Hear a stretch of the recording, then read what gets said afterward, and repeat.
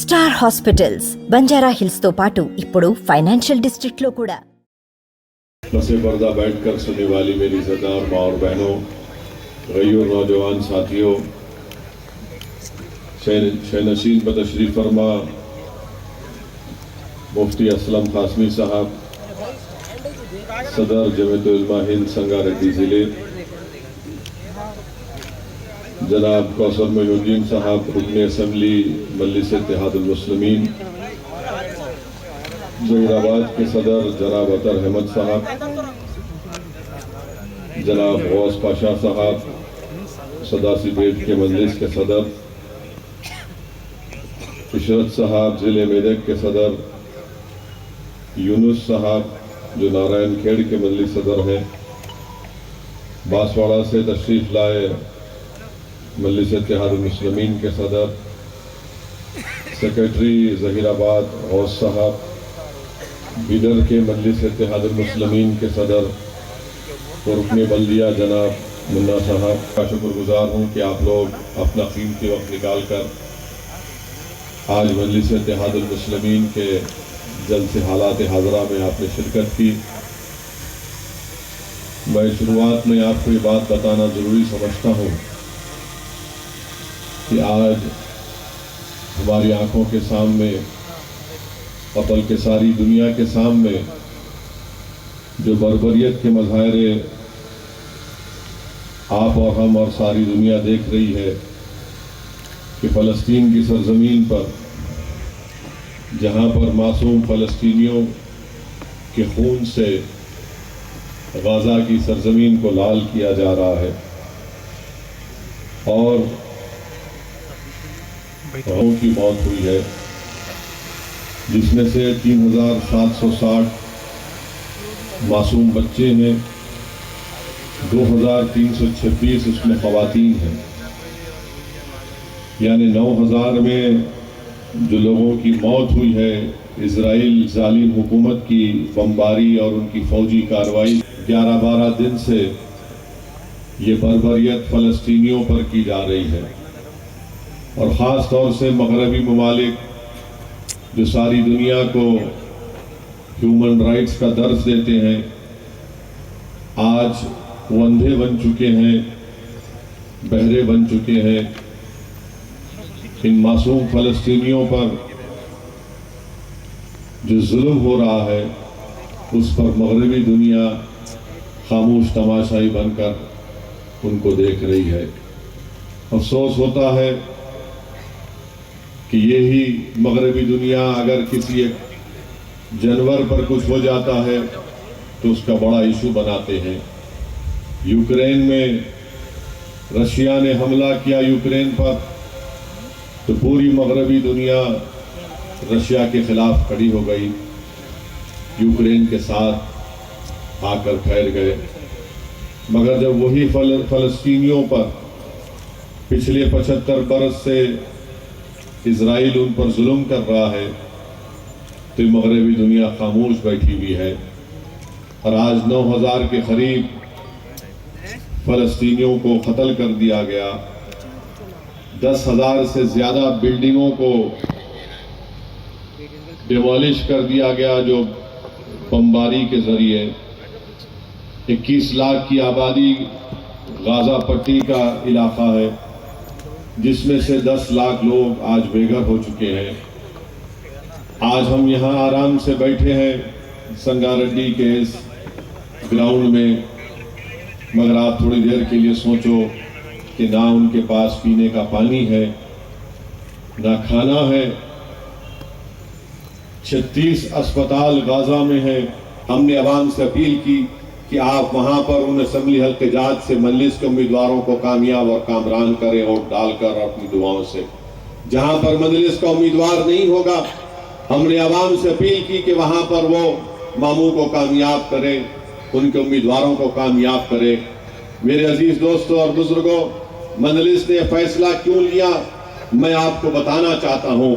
यकीनन आपके पास पूरा इख्तियार है कि आप किसको अपना वोट दें, मगर आज सरजमीन हिंदुस्तान में, भारत में अगर कहीं पर आपकी एक सियासी आवाज़ है या आपकी सियासी ताकत है तो मजलिस इत्तेहादुल मुस्लिमीन है। वो आप संगारेड्डी में रहते हैं, मगर यकीनन आपकी दिलचस्पी, आपकी वाबस्तगी, आपका जज्बा, आपकी दुआओं से ही मजलिस के अरकान असम्बली कामयाब होती है और इंशाअल्लाह ताला इस असम्बली इंतखाबात में भी कामयाब होंगे।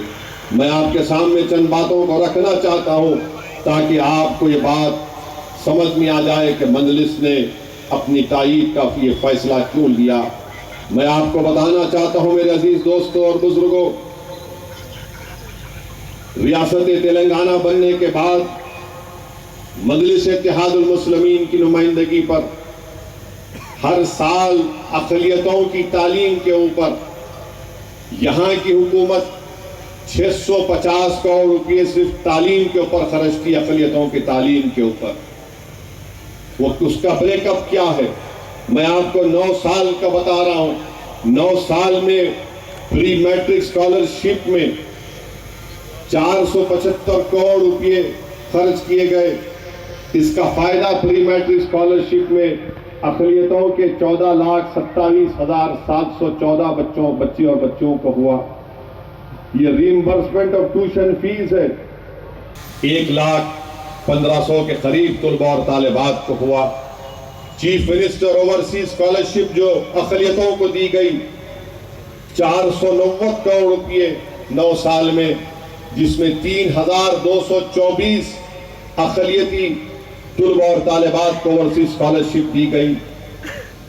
टेमरिस के स्कूल खोले गए, 3,065 करोड़ रुपये 9 साल में खर्चा हुए, जिसमें आज टेमरिस के जो स्कूल है 200 के करीब, टेमरिस में 205 स्कूल हैं, 97,000 बच्चे और बच्चियां इसमें पढ़ रही हैं मुस्लिम अक़लियत के। बच्चों का स्कूल अलग, बच्चियों का स्कूल अलग। और फिर 32,640 इसी टेमरिस के स्कूल को जूनियर कॉलेज में तब्दील किया गया था मजलिस की नुमाइंदगी पर। तो 32,640 तलबा और तालिबात जूनियर कॉलेज पढ़ रही हैं।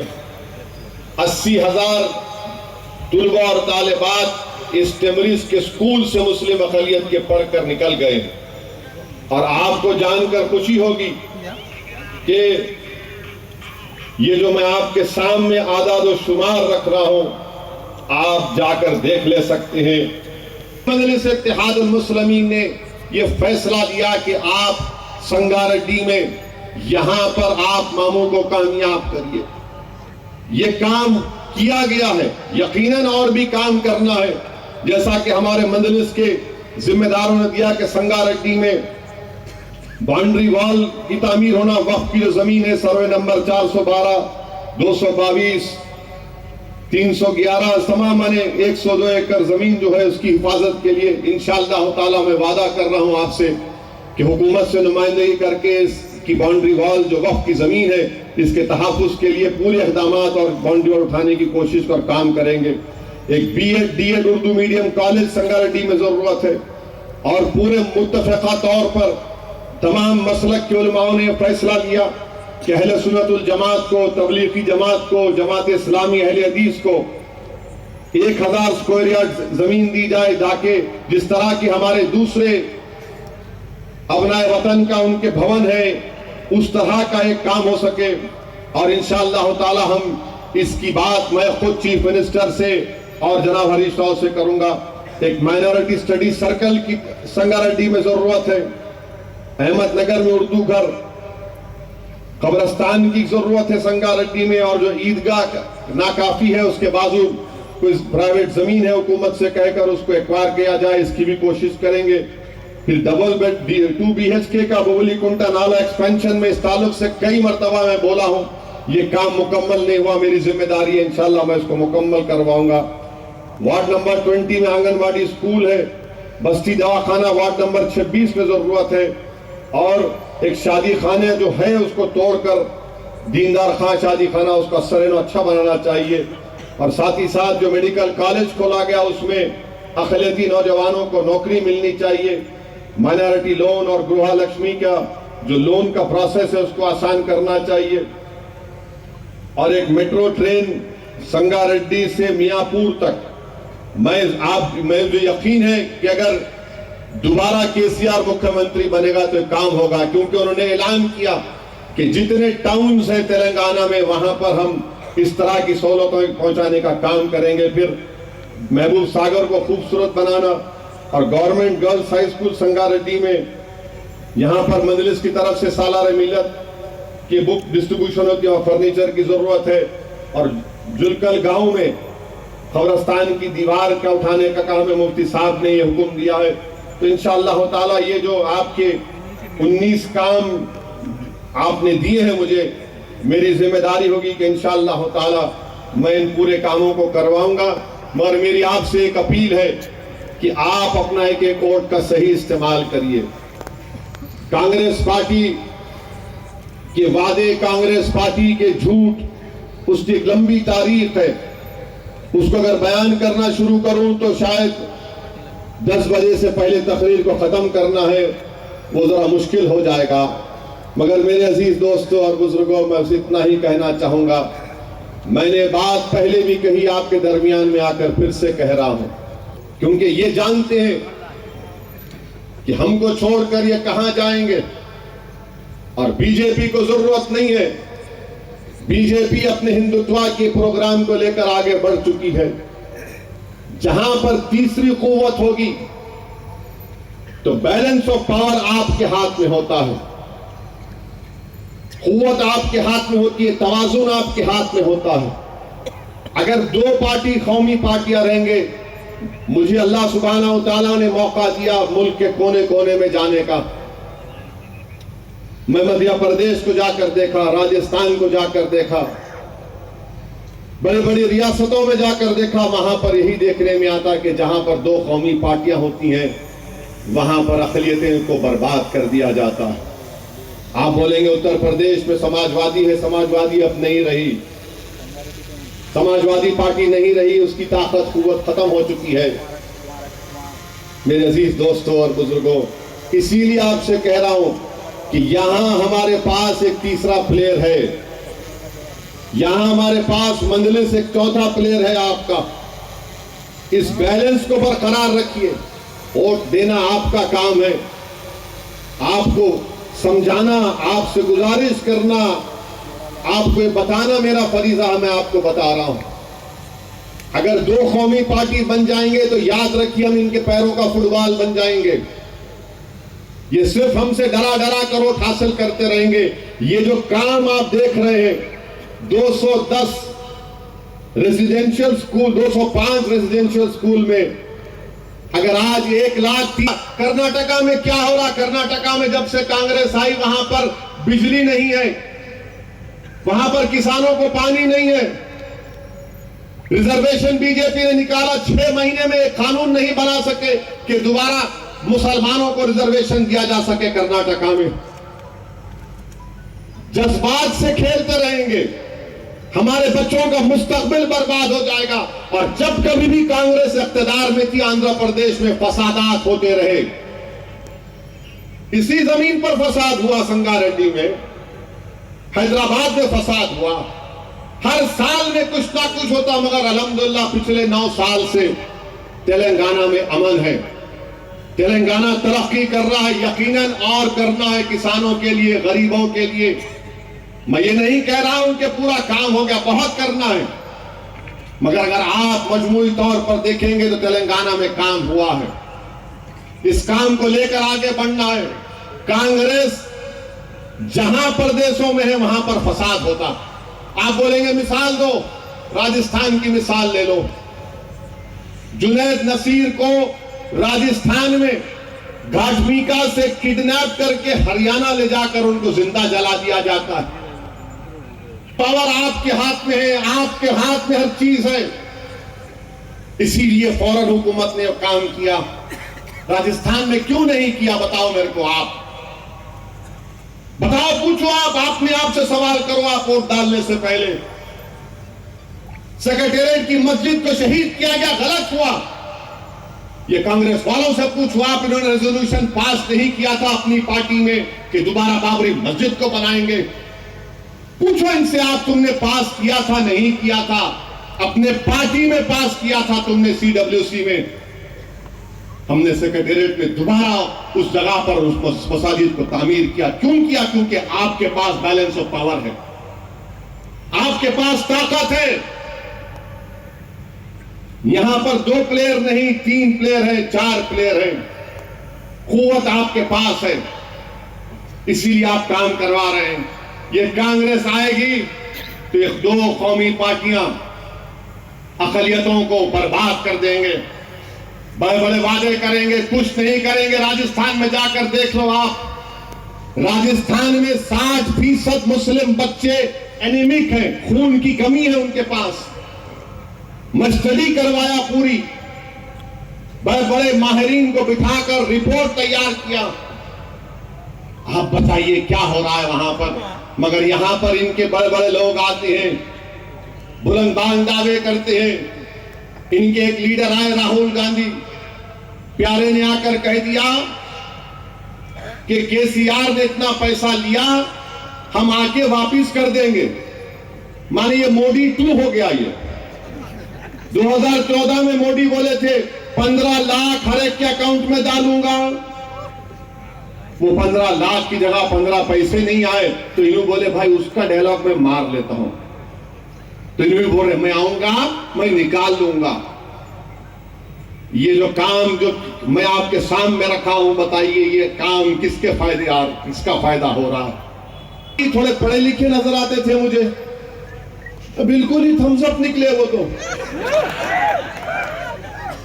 असदुद्दीन ओवैसी आसाम त्रिपुरा में इलेक्शन लड़ते हैं। अरे मैं कहां गया भाई आसाम को, ना त्रिपुरा गया मैं। आप जाओ तो जाता हूं मैं, अब तो मेरे को जाना पड़ेगा। हर अरे तोते की तरह कोई लिख दिया, इनको स्टेनोग्राफर इनको पढ़ के सुनाते। अरे अपने दिमाग पे जोर डालो, फर्स्ट फ्लोर है नहीं है। सोचो, हजरत गूगल पे जाके देखो, इन्होंने असम लड़े नहीं लड़े, त्रिपुरा लड़े नहीं लड़े। नहीं, मंजलिस को पैसे मिलते, बीजेपी पैसे देती मंजलिस को। राहुल गांधी तुम नहीं जानती हम लोगों को, हम रसूल अल्लाह सल्लल्लाहु अलैहि वसल्लम की उम्मती हैं, हम उनके गुलामों के गुलाम हैं। और जमीर बेचना, ईमान बेचना दौलत के लिए हमारी फितरत में नहीं है। शायद तुम्हारे साथ जितने हैं वो करते होंगे, मगर हम आखिर के उम्मती हैं। हमारे पास जो दौलत है राहुल गांधी तुम्हारे पास नहीं है। हमारे पास सबसे बड़ी दौलत यह है कि हम कमली वाले को अपना आका मानते हैं, वो तुम्हारे पास नहीं है दौलत को। तुम कौन सी दौलत की बात कर रहे हो? और दौलत की तुम बात कर रहे हो राहुल गांधी, तो क्या जब मैं न्यूक्लियर डील जब हो रही थी 2008 की, जब उस वक्त मैं खड़े होकर पार्लियामेंट में कहा था कि न्यूक्लियर डील भारत के लिए अच्छी है तो भारत के मुसलमानों के लिए भी अच्छी होगी, इसलिए कहते हो क्योंकि असदुद्दीन मेरा नाम है, मेरे चेहरे पर दाढ़ी है, सर पर टोपी है। तुम इसीलिए मुझसे कहते हो पैसों से बिक जाने वाला है, मगर तुम्हारा दोस्त वो सिंधिया जो बीजेपी में चला गया, तुम उसको नहीं बोलते पैसे लिए। वो जितिन प्रसाद तुम्हारा दोस्त जो बीजेपी में चला गया, तुम उसको नहीं बोलते पैसे लेकर गया बीजेपी में। तुम्हारा एक मंत्री यूपी का बीजेपी में चला गया, तुम्हारा नाक का बाल था, तुम उसको नहीं कहते भी पैसे लिए, मगर क्योंकि मेरा नाम असदुद्दीन है, चेहरे पर दाढ़ी है, सर पर टोपी है, तो तुम पैसों का इल्जाम लगाते हो मुझ पर। लगाओ राहुल गांधी, यही सर पर टोपी पहनने वाले और चेहरे पर दाढ़ी रखने वाला तुमको बताएगा इसकी कीमत क्या चुकाना पड़ेगा तुमको। इस तेलंगाना के इलेक्शन में तुमको मालूम होगा। तुम हमको बोलते हो, तुम हमको बोलती हो, मगर इनको नहीं बोलती। अच्छा, जब बात पैसों की आई राहुल गांधी, तो तुम्हारा तेलंगाना का सदर क्या वीडियो नहीं दिख रहा, वो वोट फॉर नोट का पैसे ले रहा था? क्या वीडियो नहीं है तुम्हारे सदर का? बोलो राहुल गांधी। अंधे हो जाते, यानी बिल्ली जब दूध पीती तो आंखा बंद करके पीती, समझती दुनिया नहीं देख रही। तुम्हारा सदर पैसों का ले रहा था ना। अच्छा, उन्हें कहां से आया राहुल गांधी? उन्हें बीजेपी से आया। उन्हें एबीवीपी में था, बीजेपी में गया, नायडू के पास गया तो नायडू की साइकिल को बिठा दिया, अब इनके पास आया, इंशाल्लाह इनको भी बिठाएंगा तेलंगाना में, पूरा बर्बाद करके छोड़ेगा इनको। ओवैसी जो है मजलिस, अरे मजलिस को तुम जानते नहीं है प्यारे, तुम्हारी दादी दारुसलाम को आई थी, तुम्हारी दादी दारुसलाम को आई थी, आकर बोली थी कि जनाब शिवशंकर साहब का सिकंदराबाद कलेक्शन में तायीद करो। दारुसलाम को तुम्हारी दादी आई थी तो शिवशंकर साहब कामयाब हुए थे। वो भी नहीं मालूम होगा बेचारों को, नहीं मालूम, जो लिख के दिया याद कर लेते तोते की तरह। सही बोले साहब, हमको सब याद रहता, हमको सब याद रहता। राहुल गांधी तुम बार बार अगर ऐसा बोलते रहेंगे ना तो कर्नाटका के इलेक्शन से पहले तुम किसको भिजाए थे दिल्ली में, मेरे घर का नाम बोल दूं आप। राहुल गांधी बोलो, अब सोचो, बहुत बोल सकता हूं राहुल गांधी, मगर क्योंकि मेरा नाम असदुद्दीन है, ये तुम्हारी नफरत है इस नाम से। तुम्हारे पार्टी के लोग जो चले गए बीजेपी में, तुम नहीं बोलते। वो तुम्हारा नलगुंडे का बाई इलेक्शन हुआ, कौन सी मुनुगुड़, वो उनका कैंडिडेट बीजेपी में कांग्रेस से रिजाइन करा, बीजेपी में मोदी के गोद में जाके गपागप चाय पिया, उन्होंने उसको बिस्किट भी खिलाए, मगर मामू उस पर भारी पड़ गए, उन्हें हार गया।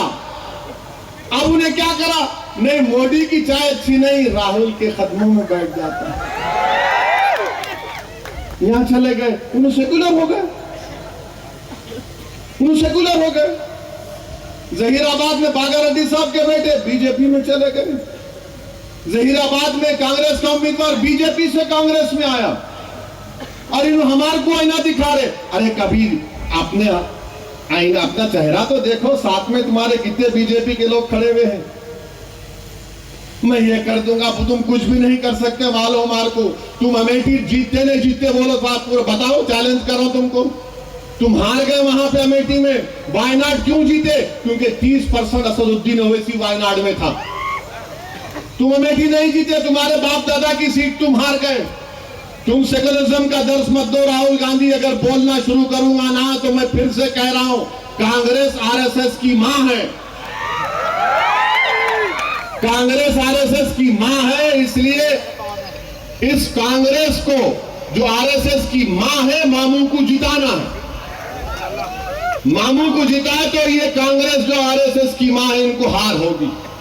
अभी बहुत से लोग आएंगे, बहुत सी बातें करेंगे।